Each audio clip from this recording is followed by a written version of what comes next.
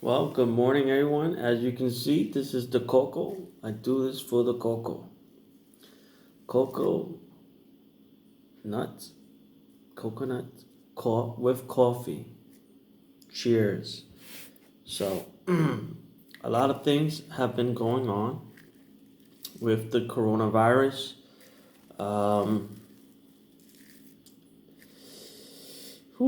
it's a tough pandemic, but it's also difficult for many people because they have to be in quarantine, social distancing, and so these are factors that play out in the psychology of the person. Um, People need support networks either way. I mean, um,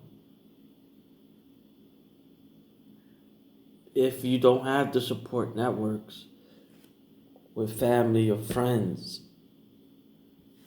then you're probably in dire straits.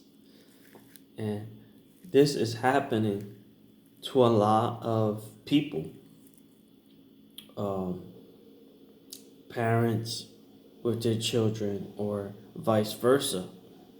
So, uh, the support networks are very important.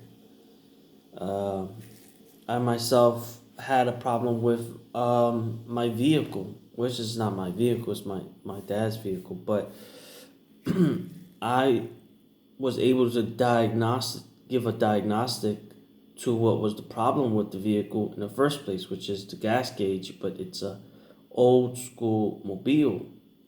So I had to learn mechanics while I've been doing augury.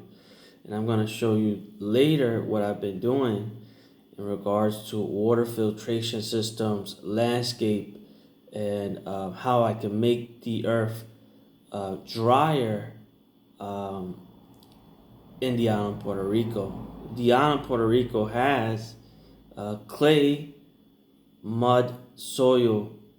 It's dirt soil when it's really dry if you don't have grass. Um, it's alkaline because the pH levels are about above 70, and because the radius of the sun is at 5.5. And because of these factors, the a lot of the trees and the plátanos that you crop are lacking fertilization and nutrients, microbial nutrients. Um, this could be many different factors of fiber.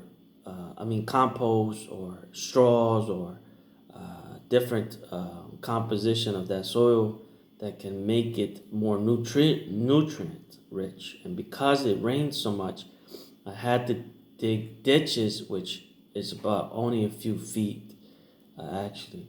So I have to actually need a machine, one of those worker machines, to dig a 16 inch in the landscape so that it can uphold water, contain water, and water uh, filtration system that can make the abundance of water, precipitation, which is about, I believe, 70% or 60% Puerto Rico, end up in another side of the land, that it can um, grow crops. But the so the land itself needs a lot more acidic, but a lot of the crops in Puerto Rico need to be grown in cool soil. So seasonal soil, meaning, but the cool soil because of the lack of sunlight, and also because in Puerto Rico it's so cloudy. And the other factor is the pesticide. Mimes are big, mosquitoes are big in the island of Puerto Rico. So they really, really become a hindrance to the agriculture.